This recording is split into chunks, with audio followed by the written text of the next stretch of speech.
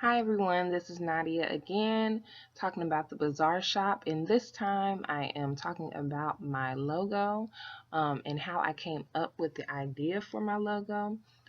First, I just want to go over how I came up with the name. When you think about the word bazaar, Bazaar.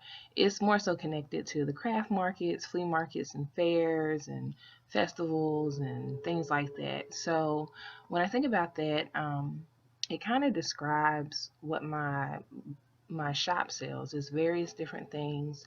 You don't really know what you're going to find. I usually like to find really unique things that catches people's eye or attention, and that I know that you probably will not see again. So I like the word. I thought it was a cool word. You don't really see it that often. And then also I thought that it would give me a nice free range of what I could sell in my store and not really box me in. So it doesn't say that I sell apparel per se, or it doesn't just say that I sell furniture.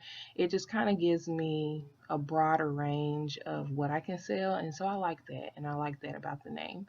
The next thing, the color that I chose for my logo, I wanted to keep the color pretty much classic. I dabbled a little bit with some color, but I just thought it was doing a little bit too much. I'm already starting with the mobile boutique that catches a lot of attention. So I kind of wanted to go with something classic on the outside and basically use the splashes of color to more so describe the inside. And I have a couple pictures a little later that I'll show exactly what I mean. But I wanted the logo to be quite simple. The first logo that I actually created, I created it through PowerPoint. And as you can see there, I just kind of Googled some images, Googled some shapes, took out some backgrounds from some of the pictures and just kind of put it all in there.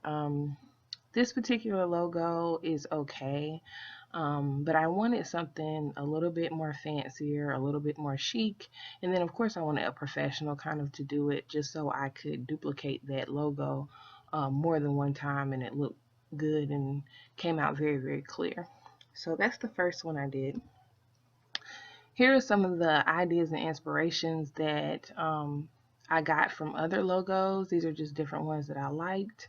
And so I kind of just, had a little scrapbook of the different things that I liked to come up with my ultimate logo.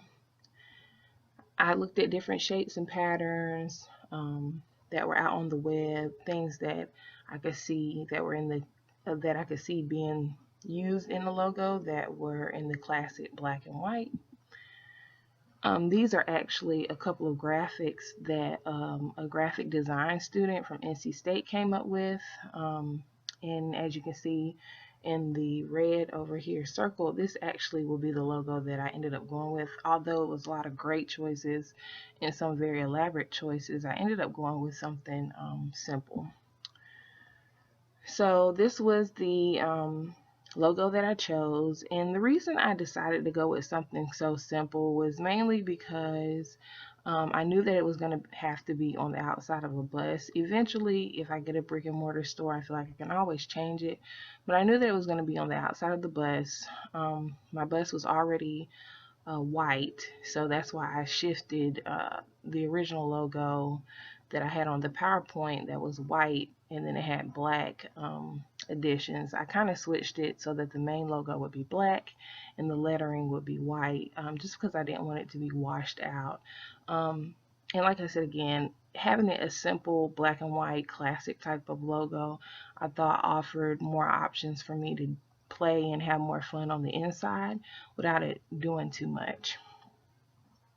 Also, um, I was able to kind of just see what it looked like um, on the bus and not be overbearing, because I knew eventually that I was going to want to put some type of wrapping or some type of design on the outside of the bus, and I was really leaning more towards polka dots.